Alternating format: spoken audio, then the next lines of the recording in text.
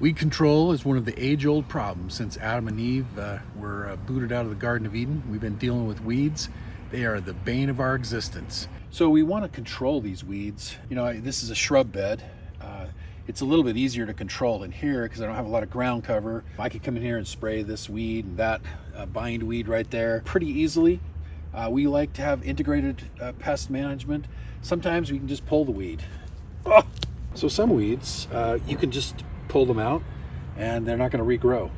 Other weeds, like this bindweed here, this stuff is bad because it gets all hooked up into these plants. You can pull it, it's just going to grow back. It's got a really deep root and it just regrows all the time. You're going to have to pull that every week to completely kill it.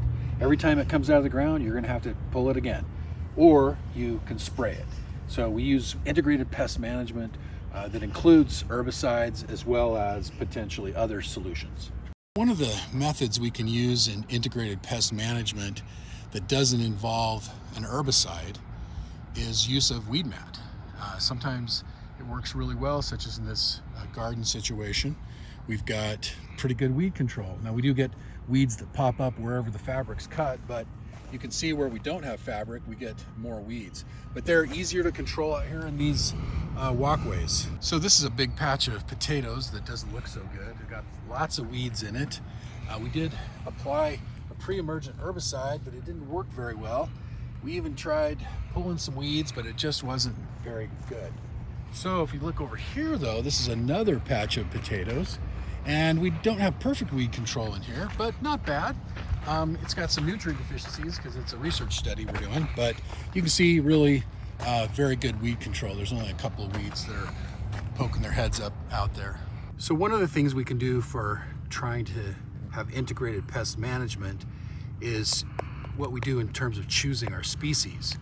So what we're looking at here, this is common Bermuda grass, and you can see some seed heads there. Those seed heads are prolific at spreading this grass, and thus in places like Utah it's considered a noxious weed.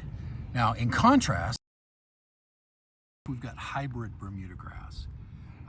It will produce a seed head. You can see one there, for example, but because it's a hybrid, these seeds are not viable. They're not true seeds, and so they won't spread as much. So this hybrid Bermuda grass is not as aggressive. And so in terms of, let's say I put this in my yard, it's less likely that this is going to end up in my flower beds in my garden if I use this species versus common Bermuda grass. The weeds are opportunistic. The best prevention against weeds is having an established, dense turf grass.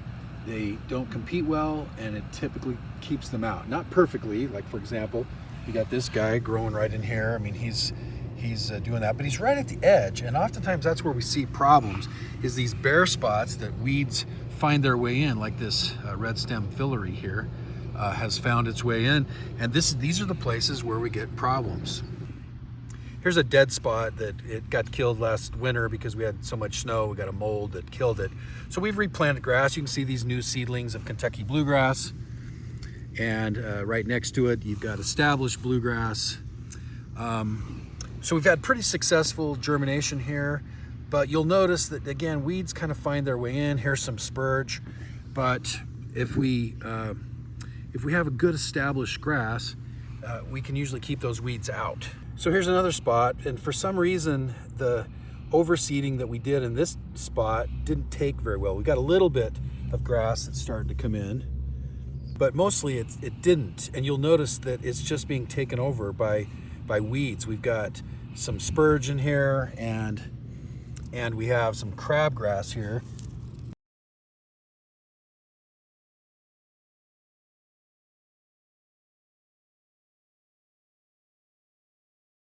So pesticides are evil, aren't they? Well, that's what everybody thinks. I like to refer to them as crop medicines. What's the difference between me taking penicillin or another antibiotic, which is a pesticide for crying out loud, or putting a dog collar on that has control for fleas and ticks? Those are pesticides, but some reason out in plants, we just think pesticides are the worst thing ever. Now, are pesticides dangerous? They can be. We need to treat them with respect and safety. We need to follow label directions.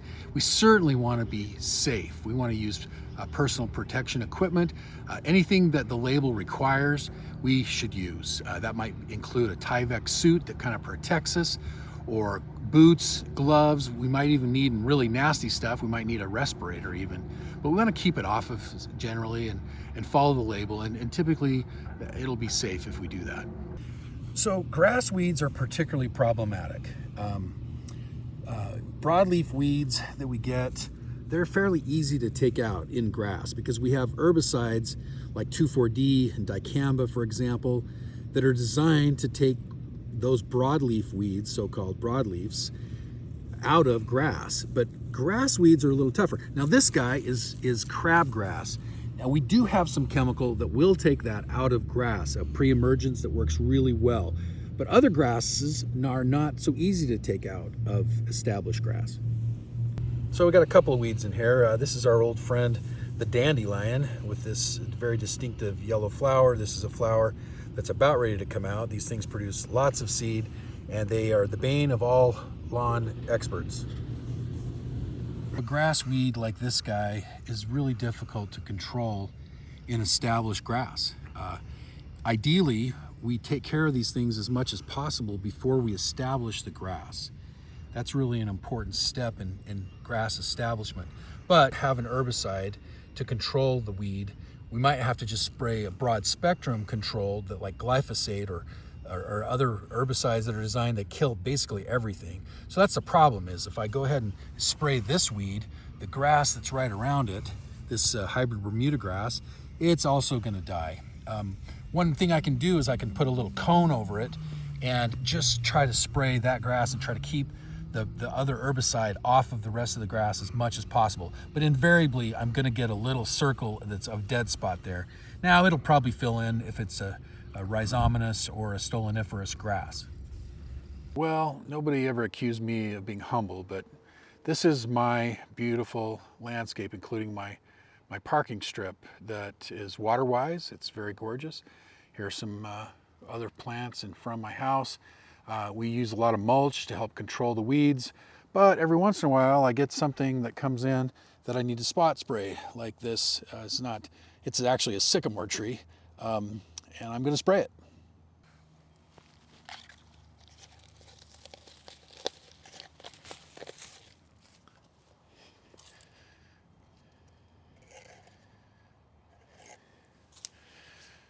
So sometimes we have an established lawn that is really in pretty good shape, and I don't have too many weeds.